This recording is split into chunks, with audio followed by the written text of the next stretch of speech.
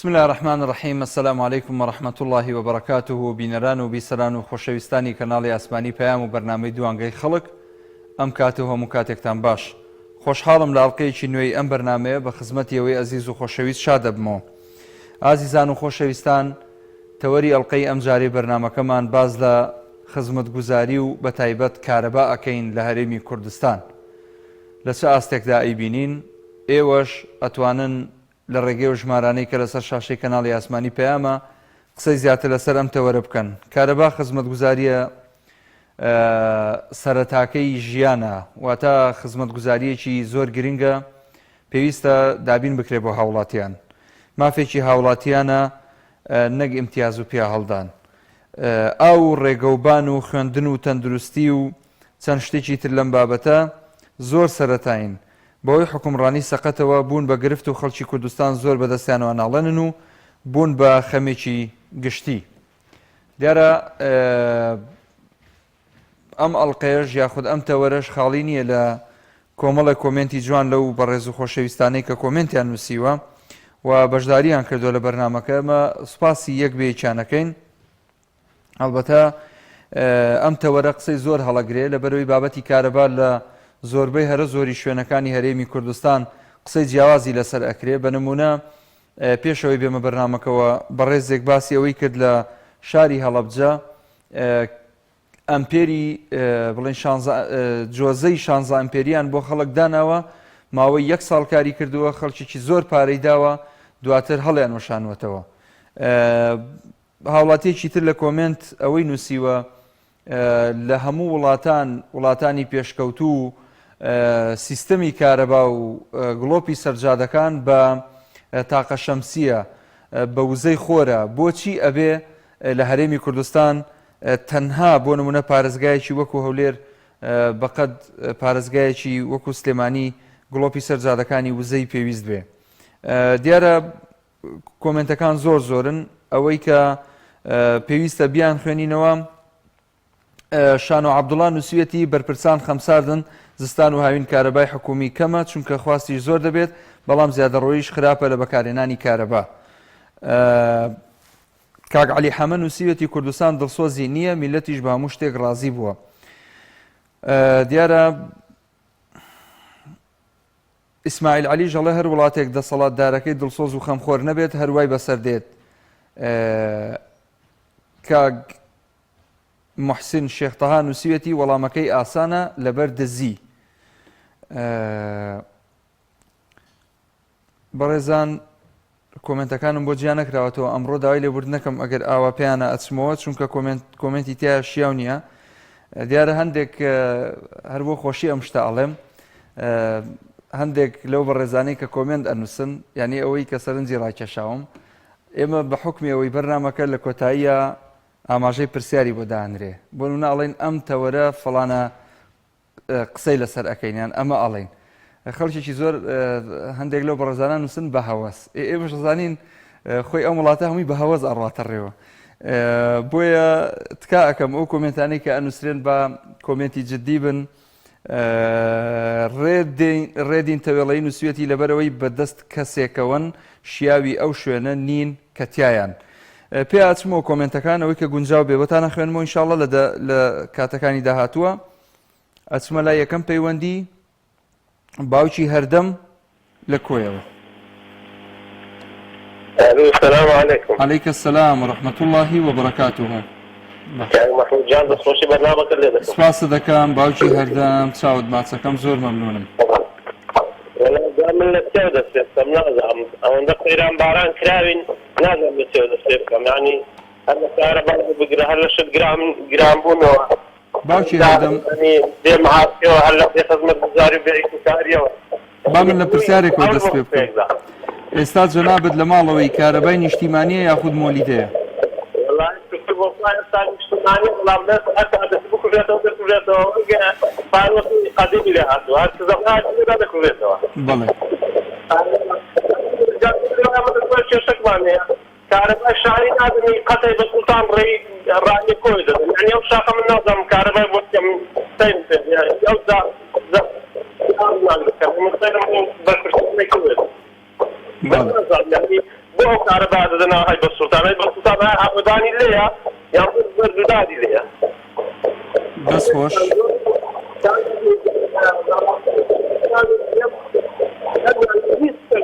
دنا او كنت هاي دهات الكهرباء لا تقول من الكويا بالضبط منكم تبعدي اگر لا شغل الكهرباء كان عاصمه بالقاهره بل اخر ثاني كم كورشيا وكون هالتكسي نبيت براسي دەست خۆش زۆر سپاس باوکی ئەردەم ئەزیزی ئێمەی سپاس بۆ پەیوەندیەکەت خوا لەگەڵ هەژیر خان وەرەگرم. السلام عليكم. وعليكم السلام ورحمة الله هەژیر خان. تەندروستی چۆنە کاک مەحموود؟ زۆر باشم الحەمدولله. ئێوە باشن؟ خانەوادەتان باشە؟ الحەمدولله. زۆر سپاس فەرمووی. کاک مەحموود پرسیارێکم هەیە ئەتوانی وەڵام بدەیتەوە؟ بێگومان. ئایا پەرلەمان بوونی هەیە؟ چۆن دووبارەکەیتەوە؟ پەرلەمان بوونی هەیە؟ پەرلەمان بوونی هەیە بەڵام وجودی نییە. یعنی ئەتوانین بڵێین لاواز کراوە داخراوە ئاوا بە ئاوا بێڵێن دایان خستووە. دەستخۆش سەبارەت بە تەورەکەسێ باشە کێ چارەسەری بکات بۆ مەگەر دوور لە تۆ دز و گەندەڵ و درۆزن و نەزان کێشەی پێ چارەسەر دەبێت لە کاتێکدا خۆی کێشەکەی دروستکرد ببێت چارەسەری ناکات خۆ بە زۆر نییە. کاک مەحموود خزمەتگوزاری نییە، کارەبان نییە، من سەرمایەدا نەود نییە، خوێندن نییە، بڕاست کە کاتی خۆم ئێمەی خوێندکار بەم خوێندنە فەقەتە ڕازی بووین. والله من دڵم پێی خۆش بوو ئەم نەزانانە ئەوەشیان پێڕەوا نەبینین موتز نییە باشە کە وڵاتان پێ بەڕێوە نابێت بڕۆن بەرەکمان بەردەن ئێمە داوای شتی جادەمان لە ئێوە نەکردووە داوای ماتی خۆمان دەکەین. جوانە دەستی خۆش بێ هەژیر پێیامم خۆیەک دەقا بەڵێ کۆتا پێیامم بۆ سلکاو خۆرەکان لەگەڵ ڕێزم بۆ جەنابێت باشە ئەگەر ناتوانن وشەی حەق بڵێن لایەنی کەم سەقمە بۆ نەحەق لێمەدەن خۆشدان بۆ فرۆشتن نییە هەر خۆی کۆلی ڕاستەقینە ئەو کەسەیە کە ئازادی و ڕازگۆیی بە سەلامەتی ئەگۆڕێتەوە و بە پێویستی ئەزانم باسی تۆ بکەم کاک مەحموود بۆ ئەو ڕووخۆشیە ئێمەش بەجیات تۆ زەردەخەنەیەک دەکەین پاپاداست بداتەوە کاتێکی خۆش سپاس هەژیر خان دەستی تۆش خۆش بێ سپاس بۆ پەیوەندیەکەشت هەمیشە سەرکەوتوو بی ئینشاءالله. ماشاءالله کۆیە ئەمڕۆ دیارە هەموو کۆیە سەریە ماکە باوکی بەهێز وەرەگرم هەر لە کۆیە ئەمە سێم پەیوەندی لە کۆیەوە ماشاءالله. ئەی بۆ ئەڵێ کۆیە کاکە سپاسە دەکەم باوکی بەهێزەوە بە منیان گوتبوو کۆیە لە خزمەتم خەرجی کۆیەشی فەرق ناکات دەست و چاوت خۆش بێ. کاک محموود جان باوەڕتە بێ یعنی مەبەست نیشتە نییە ڕێک و ڕەوان ئەوە چارەسەرکردی کارەبا زۆر ئاسانە زۆر ئاسانە یعنی ئەو هاانێ بڵێن بەڕاستی ئەوها بیر لێ دەکرێتەوە بە شتەکە بۆ بە بازرگانی یعنی سوکترین ماس سەرەتاییترین ماسی ئینسان کارەبا ئاوە ڕێگاڵبانە کە شتێک بوو بە بازرگانی ئیتر ئەوە کۆتایەکەی یعنی ئێستا بە هەزارەها مۆلیدا هەیە بە هەزارەها مەسەلەن بازرگان لە دەوری ئەو مۆلیدانە ئێستا چۆن دەست بەرداری ئەو پارە و بازرگانی دەبن یعنی دەست بەرداری نابن ناتوانێت دەست بەرداری بن یعنی ئیشەکەیان ئەو هەیە ئیتر ئێستا ئەگەر بێت و مەسەلەن کارەبایەکە چاکەن ئێستا بڕیارە دابی دەنە کەرتی تایبەت کەرتی تایبەت خۆیان بۆ کەرتی تایبەت چییە بۆ کەرتی تایبەت لە وڵاتە چکەوە نایە بۆ کارەبایەکە چاکە هەر خۆیانن باشە سپێکە دوستەی دیگەرە کەرتی تایبەت و بیکەنە 20 ساعت بزانن کە ئیشەکانە بۆ پرسیتێر و زان کەوە بە مەسەلەن بازرگانی بن ئیشە چکەلە ئاردن ئێستا بخۆم یعنی بخۆم لە وڵاتان زۆر ژیان سەد وڵاتێکی ئەوروپیش میلیوە زۆری ژیان سەد 12 ساڵێکی ئەڵمانیا ژیاوە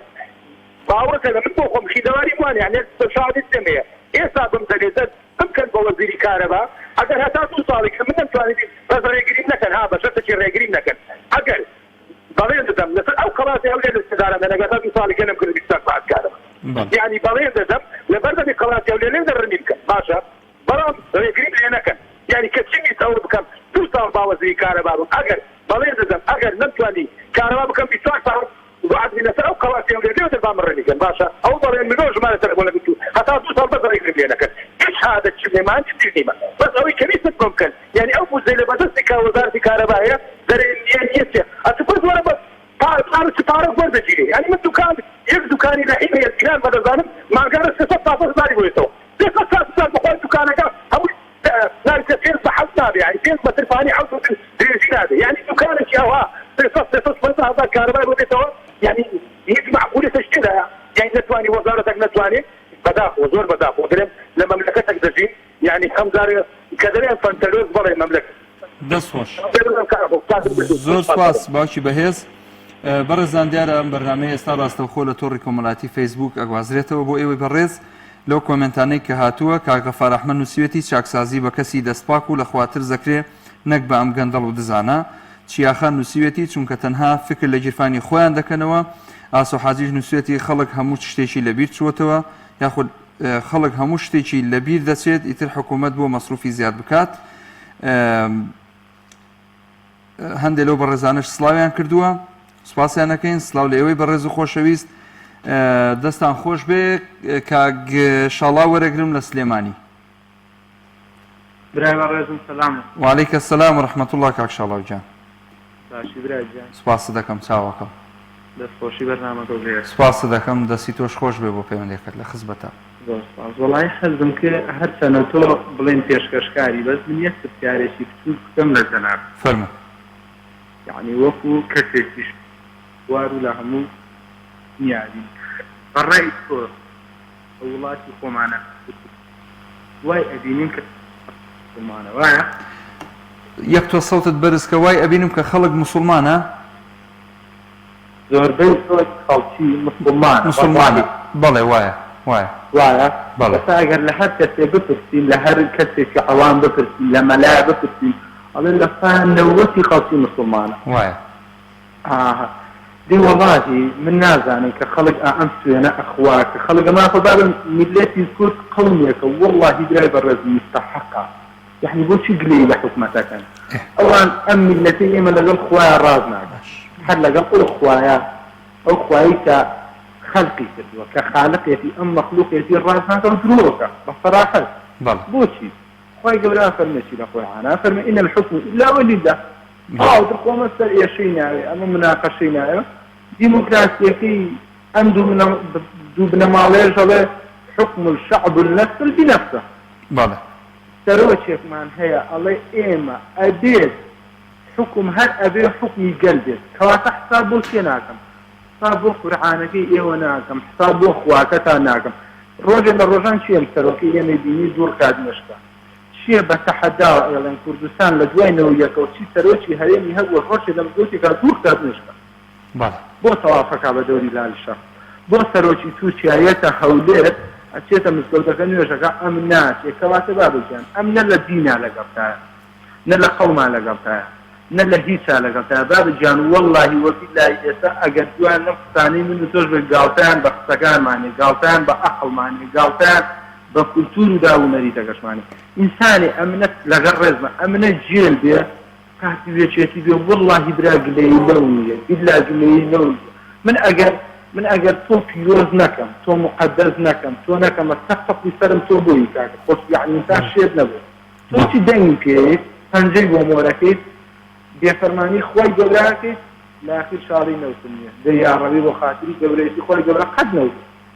یاڕەوی هەر ڕەقیتەوە بۆ دەنگێت واللهی سەلام هەبووە ئۆپڵێکی پێ بۆ بای 20 وەرەقە بۆ قەسەم بەخوا بەزەی پێ هاتێتەوە ڕۆژی دەنگان سیارەکەی لەبەر زەرد و سەوز دیار نەبێت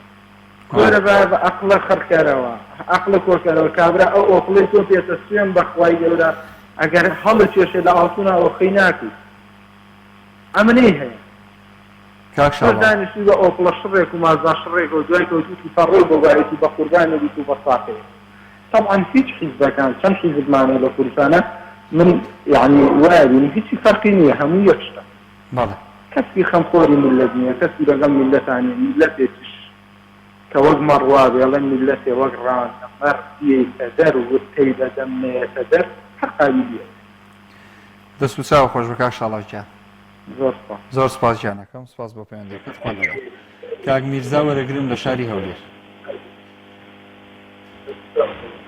کاک میرزا کاک میرزا فەرموو باشی کاک محمد چۆنی کاک میرزا گیان حەزت چۆنە چاوت ماچەکەم مەمنونی جەنابتم عەزیزی دەستخۆشی لەو بەرنامەیە ئاکەن سپاس دەکەم دەستی تۆش خۆش بێ بۆ پەیوەندیەکەت واللهی من ئەو قسان لە دڵا بوو کە کاکشاڵاو کردی بەڕاستی قسەکانی هەمووی یەک لێک باشتر و لە دێ خۆی بوو ئیتر بۆ کێشەی کارەباش بەڕاستی ئەوە شەرەکەێتەوە سەر ئەو قسانی کاکشاڵاو کردی یعنی ئێمەوە لە ساڵی 91ەوە ئەم حکومەتە بەناو حکومەتی کوردیە هەتا ئێستا ئەمە کێشەی کارەبا بڕوا بکە ئێمە لە گەڕەکێکی لە هەڵدێت یعنی ستەڕ ئەوەی کە کارەبای ڕئیسیەکەش زۆر مەزبوط نییە بۆ هەم بەڵام ئەو بەشەی ئێمە مەحالیەکەشمان تێک چووە ئەوەی کە کارەبای ڕئیسی دێتەوە ئەڵێ خۆزگە نهاتەوە هەر مۆیدەکە بووە ئاسانی مۆیدەکە هەیە و کارەباکە هەیە لە ڕئیسەکە وەکو خەڵکیش نیوانە هەندێک خراپتریشی ئەدی بەڕاستی وڵاتێکی زۆر دواکەوتووە لە سیستەما هەمووی سیویدیە بەڵام لە دادڵبانە لە کارەبایە لە خزمەتگوزاریە بڕوا بکە سۆماڵ زۆر زۆر لە ئێمە مهمتر و شارستانیترن دەستخۆشی بۆ بەرنامەکەت و دەستخۆش کاک میرزاگیان زۆر سپاس بۆ پەیوەندەکەت دەستچاوت خۆش بێ کاکازان وەرەگرم لە شاری سلێمانی یارحەموک ئەڵڵا سڵای خۆ لێ بێ سڵاوی خوا لە جەنابەت کاکازان گیان باشی برای بەڕێزم یا ڕەبی سەلامەت بی قوربان چاوم یاخوا هەروە سەرکەوتوو بن بۆم بەرنامانە بەڕاستی ئێمە خەیە و نیمانە شاسە جوانەکەی پەیامەکە لە خزمەت یادی کابراوەتی ڕاستی دڵمان باسکەین یاخوا بێەوەی بی کاکازان گیان لە خزمەتتان سەرکەوتوو بن و هەروە هیواداری ئینشاءالله هەر ئەو بەرنامانەی کە پێشکەشێکن هەروە بەردەوام بن کە داکۆکرد بن لە مافی ئەم میلەتە بەسەر زمانە داماوەی کاوە گیرمان خواردووە بەدەست ئەم دوو حیزبە بنەماڵەیە کە داواکارین لە خوای گەورە حەقی ئەم میلەتەمان بۆ سەنی و ئێوە سەرکەوتوو بن وە پێشنیارێک شمێ بۆ بەڕێستان نازانم دەمێکە دەرێن بەرنامە بەڕێستانەکەم کە پەیوەندەکان وەرە گیرێت لەسەر ئیزاع کەس پێ دەکەن لە تەلەڤیزیۆن نازانم ئاگادار بن یانە شەخشێکی زۆر زۆرەکە وایە یعنی کێشەی تایە سەوتەکان بەڵێ حساب بڵێن کە بەڕێزت قساکی پێش پەیوەندی لە تەلەڤیزیۆن هیچ کێشێتیانە بەس کە پەیوەندیەکە وەرەگرن شەخشێکی زۆر زۆرەکە ڕاستەکەی ئەوە ئێستا بەشی خی گەورە پشت و پەنادان قوربانە دوم کاکازان سواز بۆ پەیوەندەکەت لە شەسابی جانەکەم کاکە بیلیاجیان بزانە ئەو سەوتی هاژە بۆ ئەچێتە ناو تەلەڤیزیۆنەوە بزانە کێشەکە چییە هەوە بە تۆزە کزیکەی وایرێک دەستکاریکەی شتێک بکەی بۆی ئەو سەوتە چارەسەر بێ چەشمت خۆش با بزانین کاک جوامێر وەرەگرم لە چەمچەماڵی خۆشەویستەوە عەلەیکە السەلام وەڕەحمەت الله وبەرەکاتوه براکەم باشی تۆ چۆنی قوربان گیان لەخوای گەورە بەجێبەجێرەمت باشی یاخوا باش بی دەستخۆشی تەورەکەت دەکەم بەڕاستی تەورەکان بەگری ئەمەیە سپاسە دەکەم لە خزمەتی جەنابتان من لە خزمەتی تۆیە مەڵا مامۆستا مەحموود گیان مەسەلەی کارەبا هەرچی کەمێ خەتای حکوومەتە ئەوەندەیشی خەتای خۆمانە بەرام با ئێمە خۆمان بێبەری نەکەین وەڵا هیچ مشکلێکمان نییە و خەڵک هەبڵێ کارەبا کارەبا چۆن بەڵێ ئێستا من بۆ خۆم لە ماڵ خۆمانم باش لە خۆم تەسەر دەکەم ئامادەم پیاێسا بۆ بکرێن دەکرێ بگرێن و کارەبایە دەکەوە بەڵێ ئەمە یاد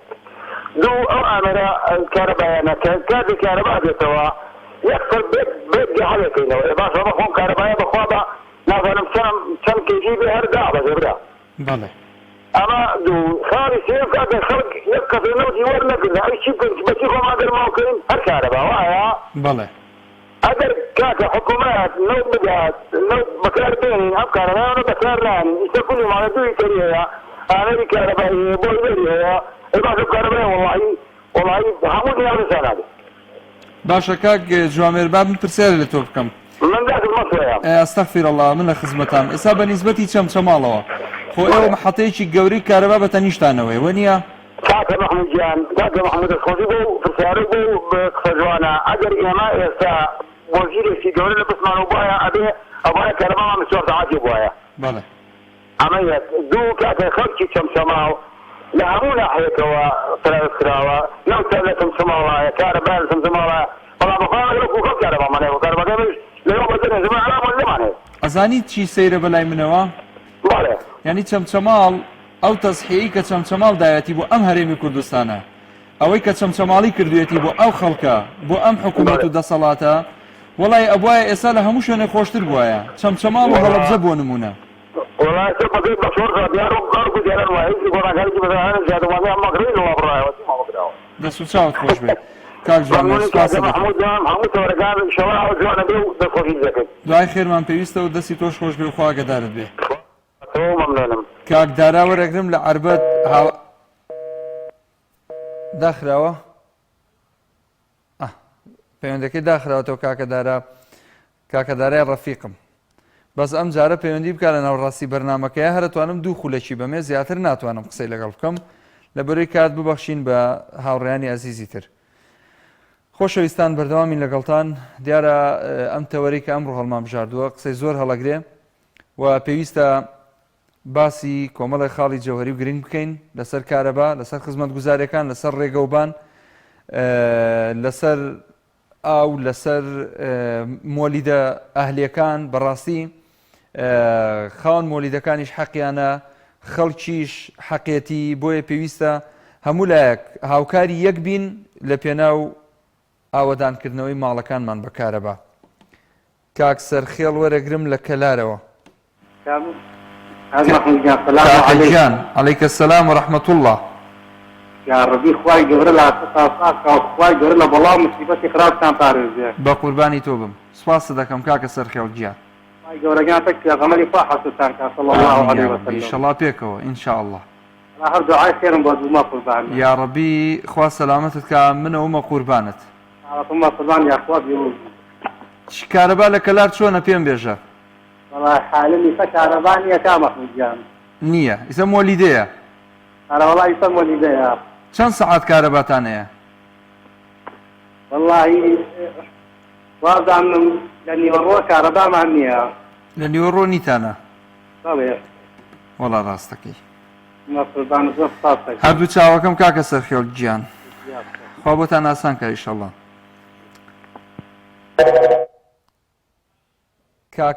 کاک مالیک وەرەگرم لە هەولێر کاک مالیک بەڵێ فەرموو کاک مالیک السلام عليكم وعليكم السلام ورحمة الله وبركاته کوی باشی جەنابەت باشی قوربان سپاس دەکەم مەمنون سپاس بۆ تۆ پێ خۆشحاڵم کە بۆ جاری یەکەم پەیوەندی بە جەنابتانەوە یەکەم دەتخەمە سەر هەردوو چاوم لە خزمەتتان عەزیزی بەردەوام بە عەزیزی براگەورەی بەڕاستی زۆر ئەو ملەتە با بڵێنیان ئەم حکومڕانیە ناعەدالەتە ئەگەر بگەڕێتەوە عەدالەت یاخود ئەم عەدالەتە بگەڕێتە دەست کەسێکی بێگانەش زۆر لەمانە باشتر بە ڕێوە ئەبن بەڵێ کارەبا لە هەولێریش خراپە کاک مالیک بەڵێ لە هەولێریش خراپە بەڵێ گیان لە پایتەختی هەرێمی کوردستان بەڵێ ئێمە لە چاودۆریبەری هەولێرین کارەبایەکەمان زۆر خراپە نەفسمان هەیە با بڵێن زۆر کەمە لەوانە ڕۆژێ 12 ساعت 13 ساعتێک هیچمان زیاترمان نییە باشە بە تەسەووری تو ئەوە حەلی چییە کاک مالیک ئەوە حەلی چی ئەو وەزعە ئەمە عەلی ئێمە هەمووان ئەڵێن با بڵێن عەدالەت بەڵام عەدالەت بەوانە ناکرێت باش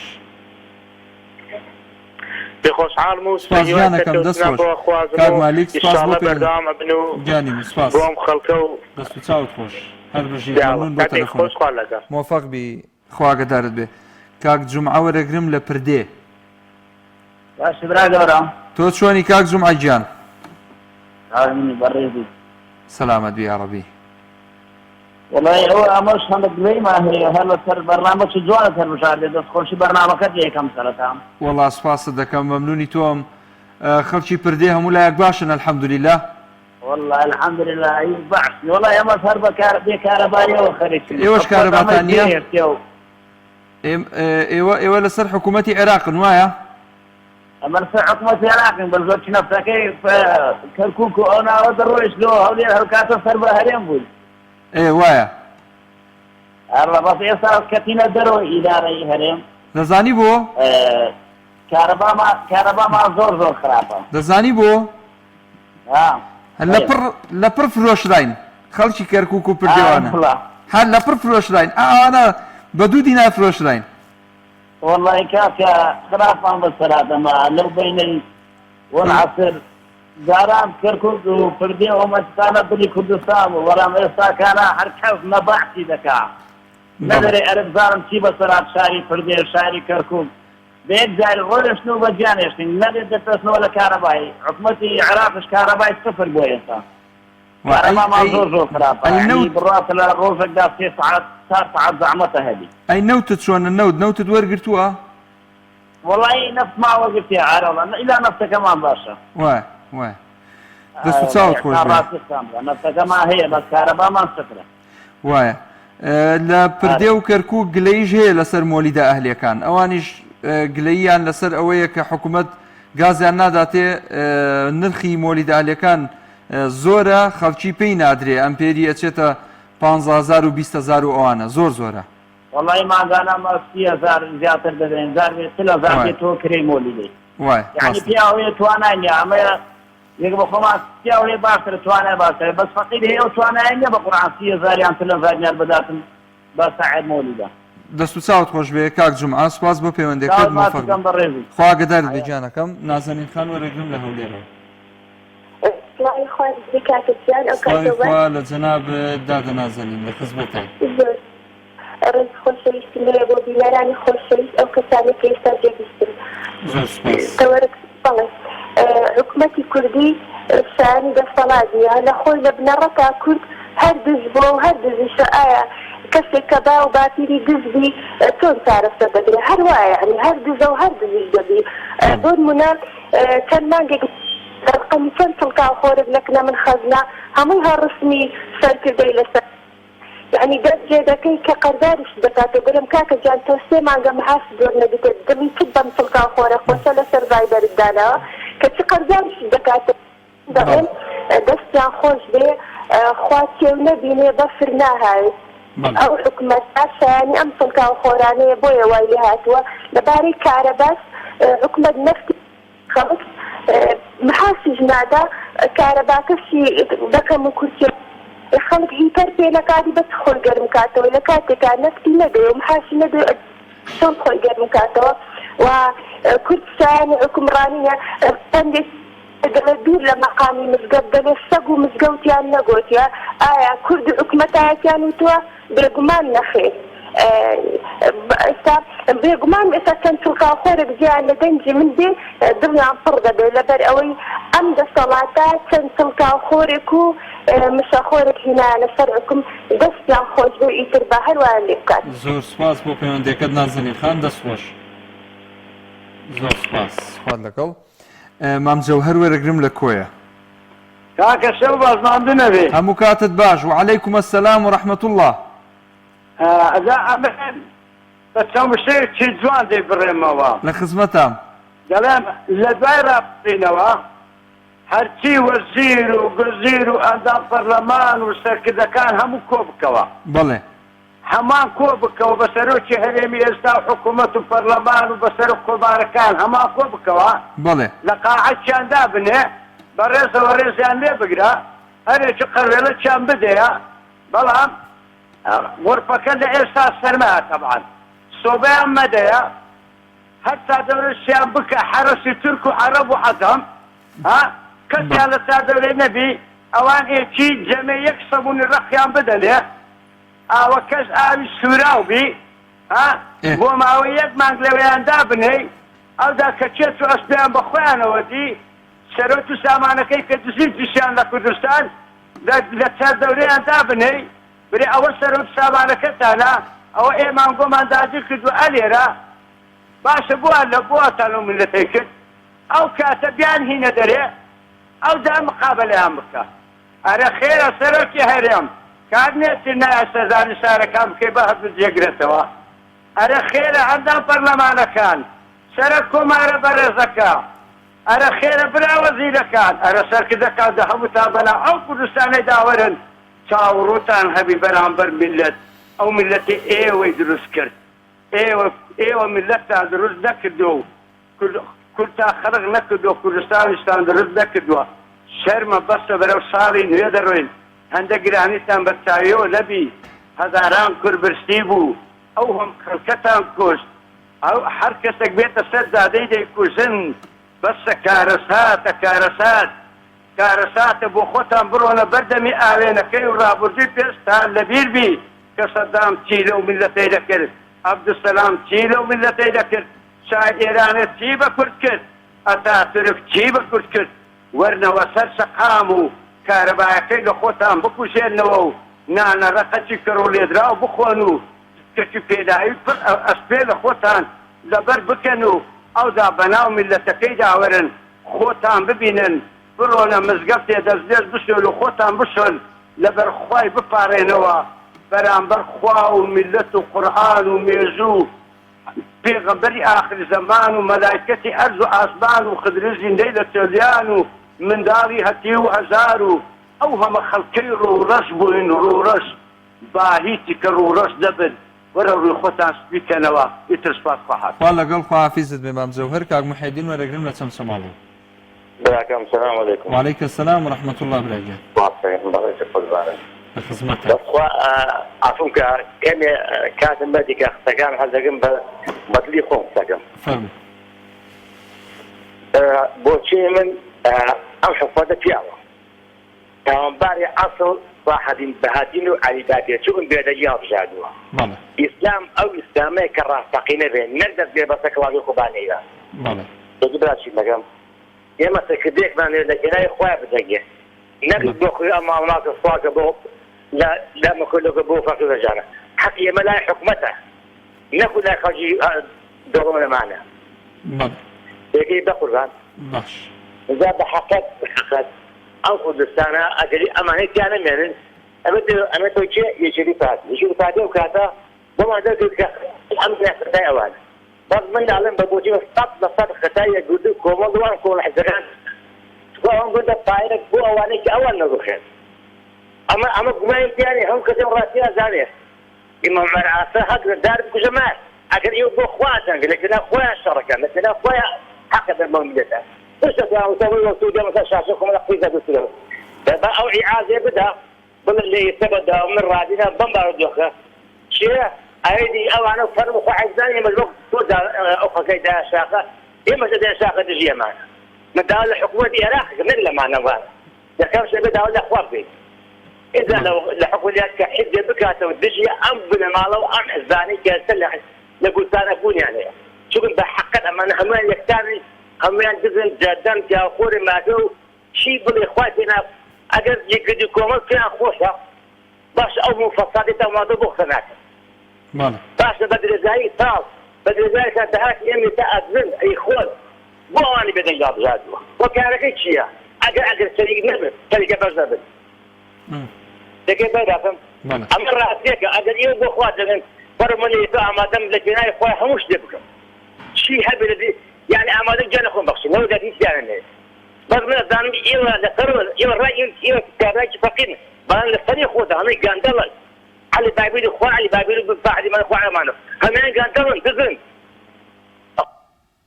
بەڵێ تەواو کاک محەیدین داخرایەوە کاک محەیدین بابزانم کاک عادلی دەرهێنەر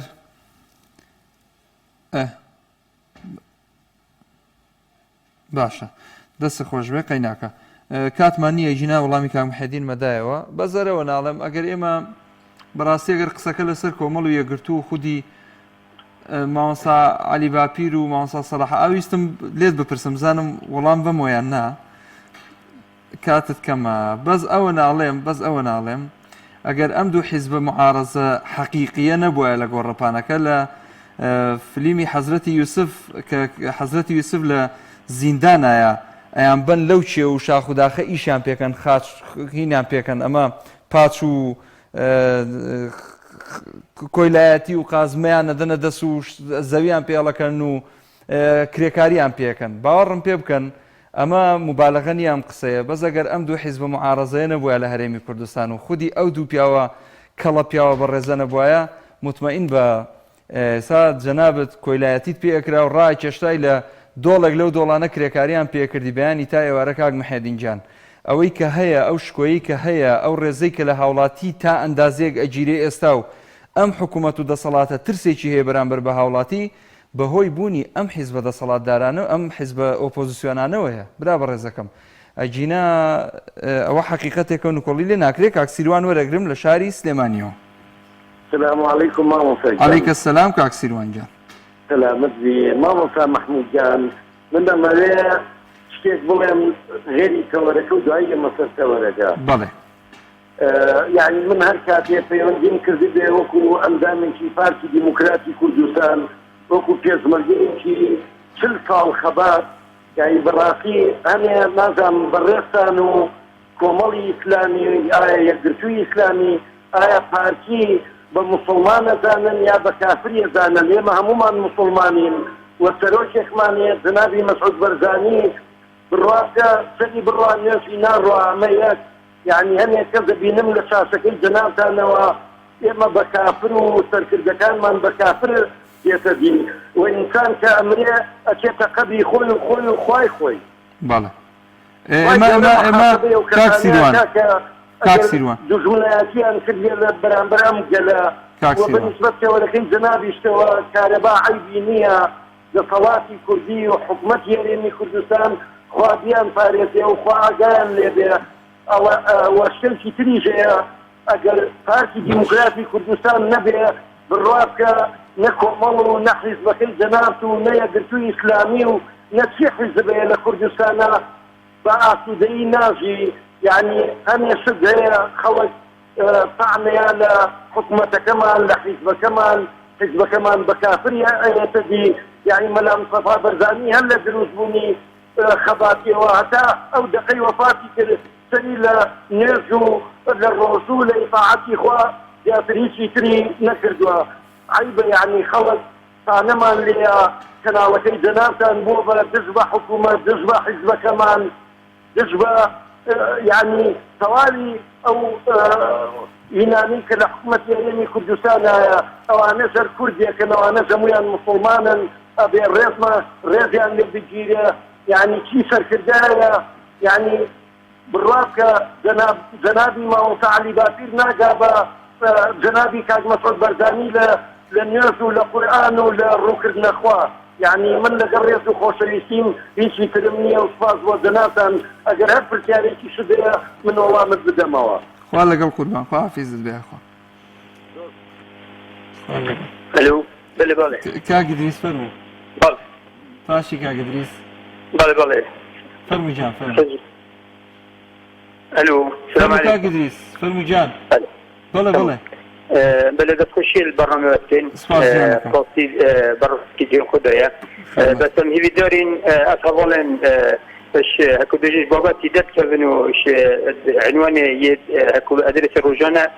پێویە ینی خەتەوانە بێتە بەرین هەندێک هەواڵی داخل ببن و هەکی بژن هەجر بیرت خۆ بچوونە خۆ بێژن هەندێک هەواڵ خەتی ینی شێوێ کێشە کارە بێ خزمەت گوزاریە ئەو هەندێک هەواڵ دەرکاتن خەتی ینی بژن هەندێک شێدی بوتن بەداخەوە هەت بژم مامۆستا ئەم ناشین بێژین کۆ حکومەتە هەرێمی کوردستانی چنێکی ئەوانکی چه خزمەت گوزاری و چه مەسەلەن نەخێت پێشکەشکرین بەڵام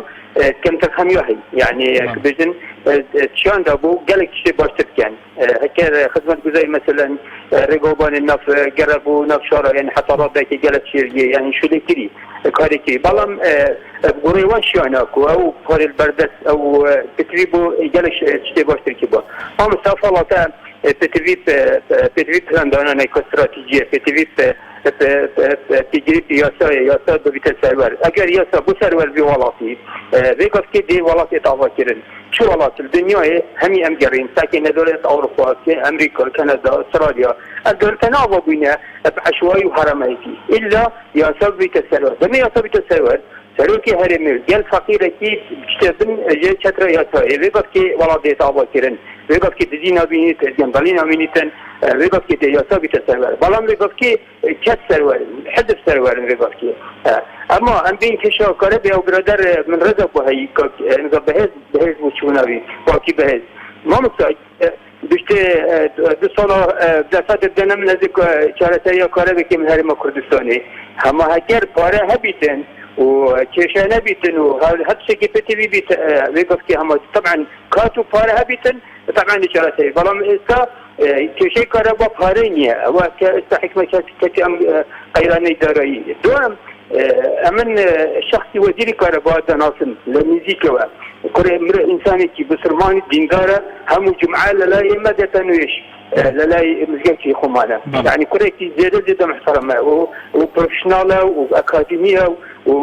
بژن شارەزەی هەیە پتر لە 30 ساڵ لە خزمەتی کارەبا بەڵام مامۆستا ئەوە کێشەی ئەم وڵاتە کێشەی یاسایە یعنی ئێمە یاسا سەروەمان نییە لەبەرەوە با ڕاستگوانە بڵێن ئەم وڵاتە پێتوێت سێبەیە یاسایە هەیە دوو ئەو برادەرەبی ئەبێت بەحسێ هەردووگانی تر و نوێژ کاکیان ئێستا ئەم دنیا هەموو نیوە دنیاە بێدینن و نوێش ناکەن و بسلمانشن بەڵام عەدالەتی هەیە لەم وڵاتە عەدالەت ئێستا نییە ئەگەر ئەردوگان ئێستا دەهان هەزار خەڵکی لە سووریا لە لیبیا و لە ئەزەربایجان کوشتێ ئەوە بێتە هەولێر نوێش بکەتن کلمەتون حەقی لە بها الباطل ئەمە هیچ قسەی ینی قسێکی لە جێگای خۆ نییە بڵێتن دێتە هەولێر نوێش دەکەتن ڕێز و سەڵاو بۆتون زۆر سپاس کاگدریس دەست و چاوت خۆش بێ سەرکەوتوبی زۆر سپاس کاک بەختیار وەرەگرم لە گەرمیان کاک بەختیار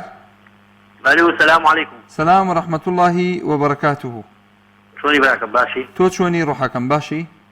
سپاس دەکەم براکە مەزاری چۆنە ئێمە کێشەکەمان کێشە و دوانیە نە کارەبایە نە ئاوە نە موچەیە نە ڕێگاوبانە لە یعنی ئەم ژیانە لەم کوردستانە بەڕاستی تانی نەماوە براکەم خۆ مەسەلاکەنی لە بێژی کێشە ئەوە ئێمڕۆ کارەبا حەلبی برێن ئەم خەڵک مەزاری چۆنە کێشەکە لە ڕیچەڵەوە لە ئەساس و حەلی نەکەی هیچ قیمەتی نییە حەلبوونی شێزاری تۆ لە براکەم چۆنە کە ئەم دوو دەسەڵاتە لەسەر ئەم دوو دەسەڵاتە لەم وڵاتە بن قەت خێر لە خۆمان نابینین حتا بێتەوە خراپتریشە بێ براکەم ئەمە ئەوە چی بۆ بستویەک لە 22 لەوانەیە تەلەفۆنت بۆ بکەم بڵێم شەوەکە دەمگوت بێت هیچ قیمەتی نییە تا ئەم دوو دەسەڵاتە بن ئێمە خۆشی لەم وڵاتە نابین ئیشەڵا بڵێن چی وەڵا نازانم وڵی براکەم لە حەلی دوو چتە یان ئەوەیە وڵاتی یان ئەوەیە ڕاپەڕینی سەرتاسەری ئیتر ئەمە تو حەلیەتی تا ئەمە زانیت تۆ لە لەڕیشەوە دەریان نەکەی ئەم دوو دەسەڵاتە قیمەتی نییە دەست خۆش کاک بەختیار وڵی براک مەزانی چۆنەوە کافر و من 25 ساڵ خزمەت بێ 200,000 دینار موچە وەرەگرم ئایا کرێکاریەکەم ئایا ڕەوایە دوای 25 ساڵ خزمەت ئەمە چی یعنی نەخوا قبوڵەکە نە پێغەمەر قبوڵەکات بەڕاستی خەڵک بێزار بێ لەمانە بەڕاستی ینی خەڵک هێتە چی بکەی کاکە خەڵک ئەوە بەشێکی بەشە تەزویرەکەی بدەرە ئەولاوە بەس خەڵکەکەش دەنگی پێداوە کاک وەڵی کاکە کەس دەستی دەنگی نەدایە گشتی ئەشتەر بلا بە تەزویر و بە تەزویر و ڕێز بێ بەعدێ ماساوچی و ئەوانەی وا لە دەورین ئەوانەی وا ماساوچینا لە دەوریان و بە تایبەتی ینی داواکەم لە هەولێر بەڕاستی هەڵسێت يعني هەولێر چاوەڕی چێتی خۆی ئەساس هەولێرە مامۆستا عەلیش ڕاستی مامۆستا عەلی بابێ حەقە دەستێکی گرنگی بێ لەم ئەم خۆپیشاندان ئەم وەزعە بەڵێ زۆر سپاسانەکەم سەرکەوتوبن ئینشاءڵڵا زۆر سپاس کاک بەختیارجان سەرکەوتوبی خوا لەگەڵ باوکی محەممەد کۆتا پەیوەندی وەرەگرم السلام عليكم وعليكم السلام ورحمة الله وبركاته شاكر خوي ولا يولا جناب باشي باوکی محەممەد سپاس دەکەم ان شاء الله خوي امام السلامة يا ربي امين امين ان شاء الله انا دكتبيني من لسر قسي او كاكسير وانيك الاسلاماني بيوانديك دەیگوت چی همو بسلمان همو اونا وهمو فلانا كاك اخو بسلمانتي بلويش وروش نيه بخوي بعملها باشا هم خلقه باخلاق بو شرفي خوي دوران وهم عالمه خوي كوشت هذه شبر رساله اسلامتي وانا كاني بلي قولهم باشا وباشا واذا كان عمود ويشوا باشا لو اما رسمة شي ملا مصطفى ما ندي اذا مزقفته شي رسمي جيرادي اذا سد غرده شي اذا قرعه خيندنا شي بله باشا وباشا اسلامي لك والله او اخذوا انا هم اسلام الدرجه ونخو اسلامتي بس ريجي اولنيا لا باشا اوانا سالسر يعني سلا سالسر تسربيتن سالسر هيش تشينابي خطا اوانا ماظن دست ساوت خوش بي اوانا ماظن يعني الرسائل هيت سالسر تشينكي بله اوي دوام خيري او عزة اسلامي انا بنوسي ساوی خەڵکەکەیان کردەوە بەڕاستی ئەگەرنا ئەو خەڵکە هەمووی کۆیلە و هەمووی بتپەرست بوو بەناو هەمووی قەبرپەرست بوو هەمووی یعنی دەست و سەردانی قەبر و شێخ و سەید و فران و داوای لەوی دەکرد دوعام لە بۆ بکە و ئەوم لە بۆ بکە هەتا لەکنە خۆمان لاو لێرە بابە گورگور هەبوو نازانم ئیمام هەبوو نازانم چەوە ئاڵم دەچون داوایان نەکرد ئەوە هاتیمە لە بۆ کوڕی بابە هەموو شرک بوو هەمووی کفر بوو ئەوە خوا خێری ئەو ئەزمە ئیسلامیانە بنووسی کە خەڵکیان خێرە دین کرد ئامین سلامەتی زۆر سپاسان کەوتو بن ئینشاءالله باوکی محەممەد ئەوانش خوا هیدایەتیان نەدا بەچی بەخۆیان نادەستنەوە خەڵکەکە ئیسراحەت دەکاتن ئامین یا رب العالمین دەست و چاو خۆش بێت زۆر زۆر سپاس باوکی محەممەد کۆتا پەیوەندی بوو لە شاری هەولێرەوە دەست و چاوی هەموو لای خۆش بێ سپاس کە بینەر و بیسەری بەرنامەی دوانگەی خەڵک و نەڵقەی ئەمجارە سپاسێکی بێپیان بۆ هاوکارانم تا ئەڵلقەیەکی تری ئەم بەرنامەیە تکایە لە دوعای خێر بێ بەشمان مەکەن کاتێکی خۆش بۆ هەموو لایەک ئەسەلامو عەلەیکوم وەڕەحمەتوڵڵاهی وەبەڕەکاتوه